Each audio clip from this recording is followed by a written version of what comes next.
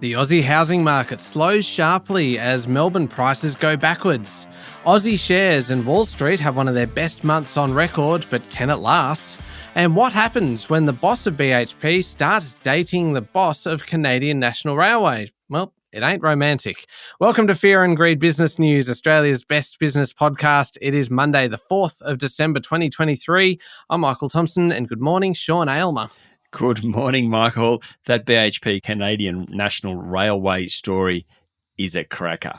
I'm looking forward to it. It's got the potential to be a little bit salacious, scandalous. I can't wait. Now, Sean, there's plenty of new listeners to the podcast. So for those who are new here, over the next 15 minutes, you're going to get all the business news, the latest business news. But then stick around afterwards because every day we feature an interview with a business leader or an expert. Who are you talking to today, Sean?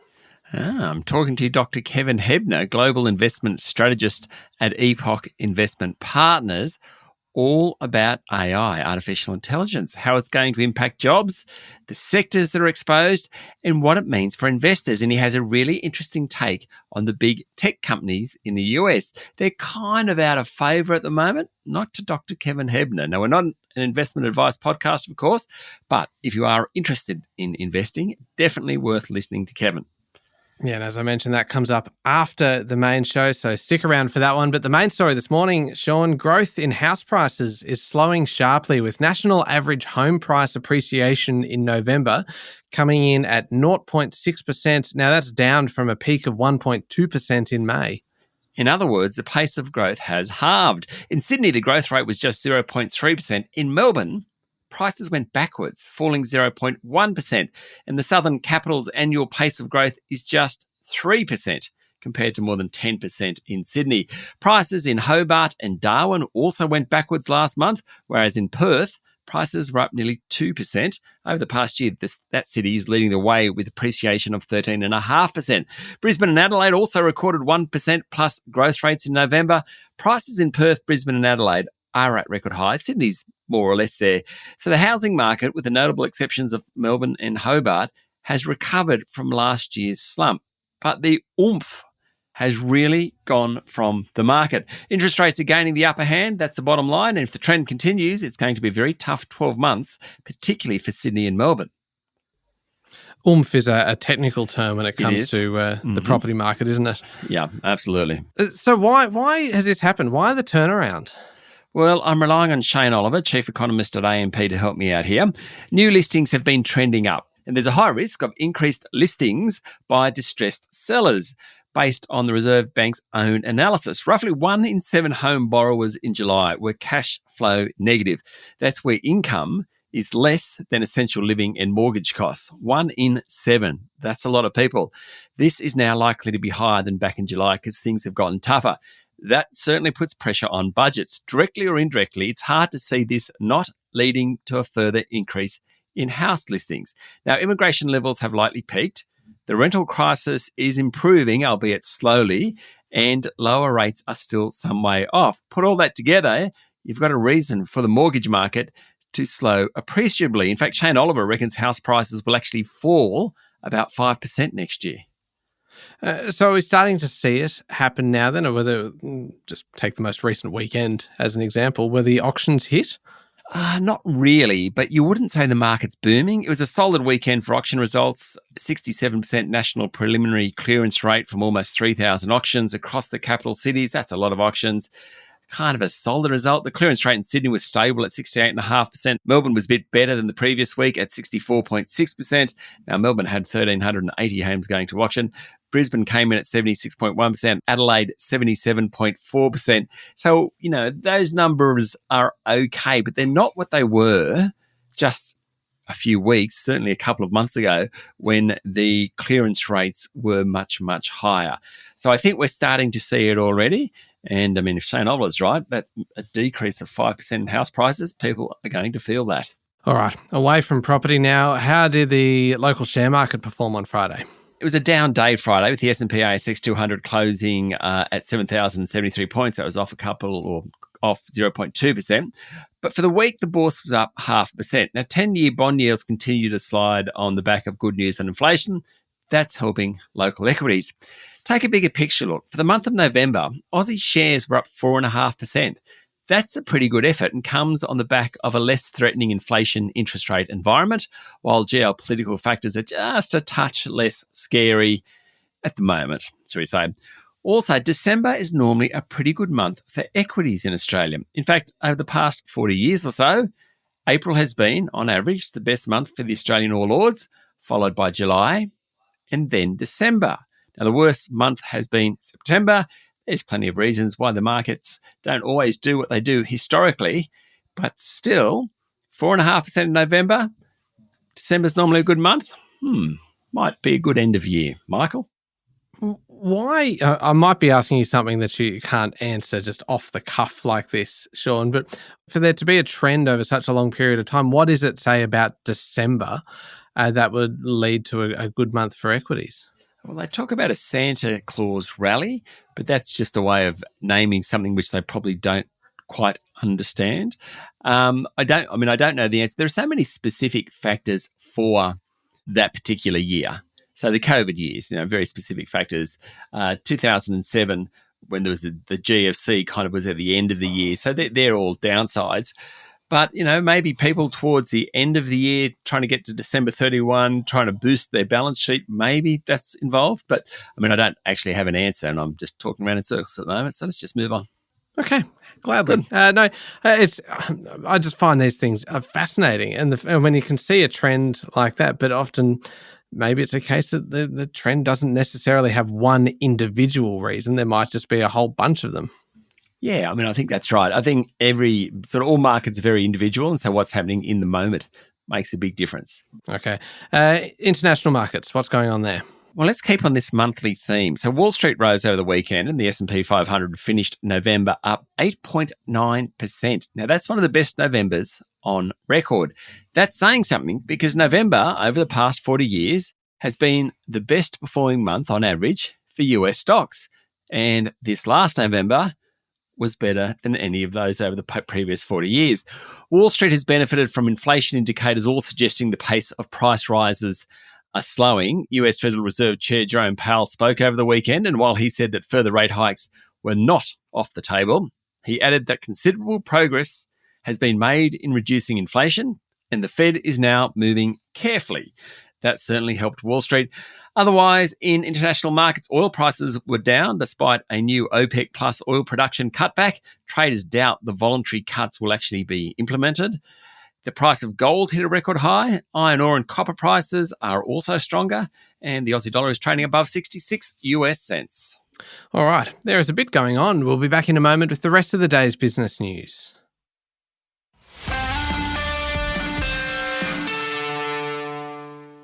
Sean, it is a big week for interest rates with the Reserve Bank Board meeting tomorrow to decide whether to hike rates for a 15th time since May last year.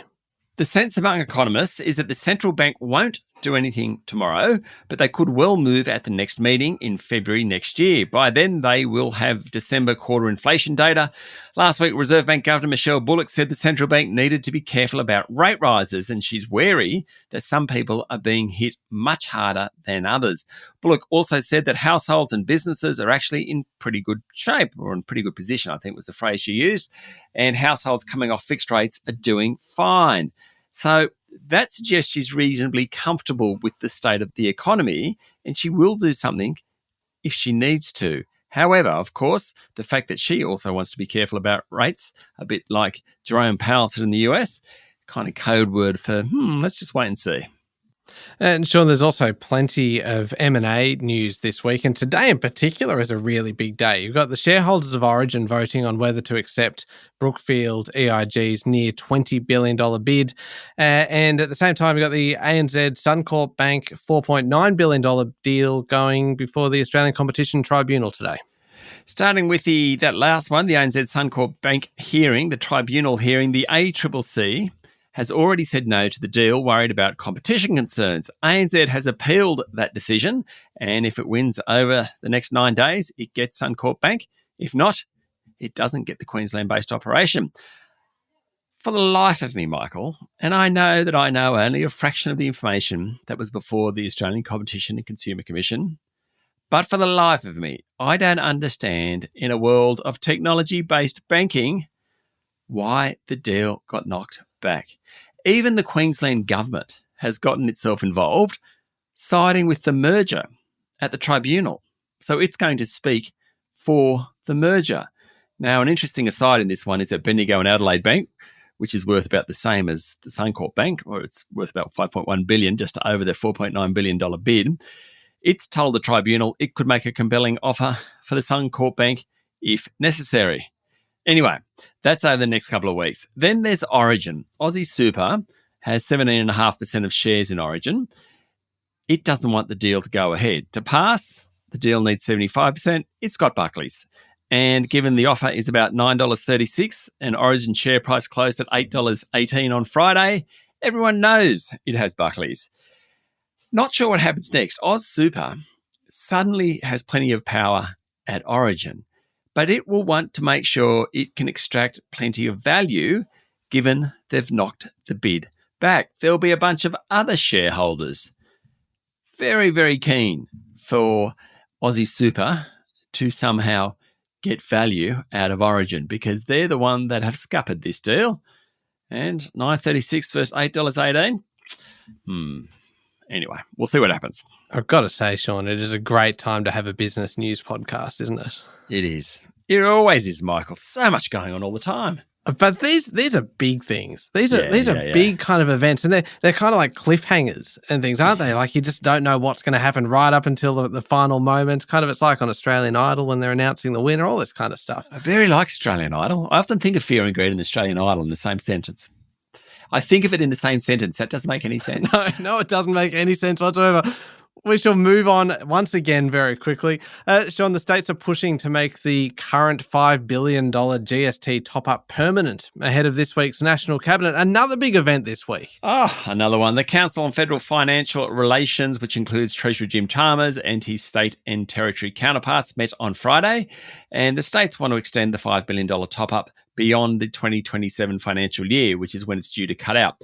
Without an increase, the states have threatened to push back at Anthony Albanese's plans for them to take on more of the responsibility for treating early development disorders and autism as the National Disability Insurance Scheme costs surge. Now, Chalmers said he recognises there's pressure on state and territory budgets, but he also said there's plenty of pressure on the Commonwealth budget as well. We'll see how that one plays out this week. Finally, Sean, this is really just too good a story to ignore.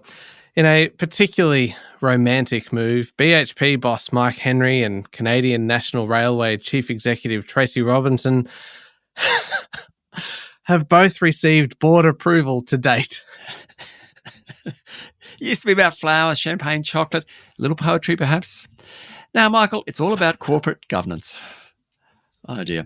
So Ken Henry needs the blessing of his directors because a Canadian business is building a railway to BHP's potash mine. And it's no small project here. The mine itself is in Jansen, and the first stage was worth just under $6 billion. Now, Canadian National became the preferred haulage business in July this year. So they both went to the board. So I don't know how they met. I'll put that on the table. I'm not privy to the workings of these two romantics, Mike Henry and Tracy Robinson, but they both went to their respective boards. And we heard from BHP late last week. We heard from Canadian National over the weekend. Apparently, there's no conflict of interest. In fact, Canadian National said steps had been taken to guard against any potential issues arising from the mega project in Saskatchewan. What sort of steps would they be, I wonder? Well, I suspect it would. The board meeting would feature questions like, "What are your intentions with our chief executive?" Something like that. Kind of. It's very much like an overprotective kind of parent, isn't it? Yeah. Kind of. How serious are you about not just building the railway, but Mike Henry as well? Right. We want to know. Where do you see this going in 5 to 10 years? It's just. And what's the bet they met on LinkedIn? It feels like the professional version of Tinder, don't you think? Oh, God. I reckon. Look, good luck to them. I hope Mike Henry and Tracy Robinson are both very happy. I agree. It's just such an unromantic way to start a relationship, isn't it? But you know what? God. Good on them for doing it all by the book. I mean, that is impressive. I'd like to take you out for dinner, more than just a business meeting. Okay, I'll ask my board, see how we go. That's right. I'll get back to you in 6 weeks. Let you know. International news time now. Countries and oil companies at COP28, the UN climate talks, have promised to make major progress in tackling global warming in a large new energy pledge. Around 100 countries promised to treble world renewable energy use by 2030, and 50 oil and gas companies, including Saudi giant Aramco, pledged to stop adding to planet-warming gases by 2050, according to the BBC. Now, that last pledge only covers emissions from production, not the burning of fossil fuels, and critics said it would not meaningfully tackle climate change. But countries pledging to triple renewable energy at the COP28 summit in Dubai said it would help remove fossil fuels from the world's energy system by 2050 at the latest. Climate groups cautiously welcomed the promise to ramp up renewables, but said that promises by oil and gas companies amounted to greenwashing. Sean, very serious story, this one. With the ceasefire over in the Gaza Strip, Israel's military has increased airstrikes on Hamas targets in the south, widening the front of the war. Both sides have ruled out further talks towards a renewed ceasefire, with Tel Aviv pulling its negotiating team from Qatar, according to Bloomberg. A senior Hamas official over the weekend said there would be no more hostage exchanges until the end of the war. Israel said it struck 400 terrorist targets in Gaza, including 50 in the area of Khan Yunis, the southern city where Israel believes that top Hamas leaders are now hiding. Many nations, including allies like the US, are warning Israel not to use the overwhelming force in the south, as it did in the north, where it levelled much of Gaza City and thousands of Gazans were killed. All right. Now, up next is the Fear and Greed business interview with Dr. Kevin Hebner today, Global Investment Strategist at Epoch Investment Partners. Great chat about AI, really, artificial intelligence, how it's going to affect the economy, the workforce, and particularly how it's going to affect investing. When we finished the interview off air, you said to me, hey, I reckon that's the best AI interview we've done. So hard for me to judge those things because you're in the middle of it, you never know. But yes, great. Applaud it from you. It is fascinating, and it's coming up next in the Fear and Greed playlist on your podcast platform or at fearandgreed.com.au. Also, Sean, for new listeners, it is well worth listening after that to Fear and Greed The Week Ahead, which features our resident economist, Stephen Koukoulas, all about the week ahead in the economy.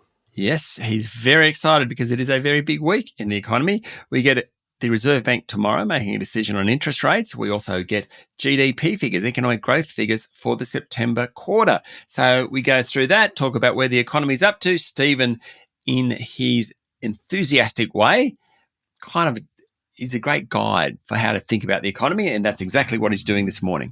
Yes, indeed. So have a listen to that one as well. Thank you very much, Sean. Thank you, Michael. It is Monday, the 4th of December, 2023. Make sure you're following the podcast and please join us online on LinkedIn, Instagram, X and Facebook. I'm Michael Thompson and that was Fear and Greed Business News. Have a great day.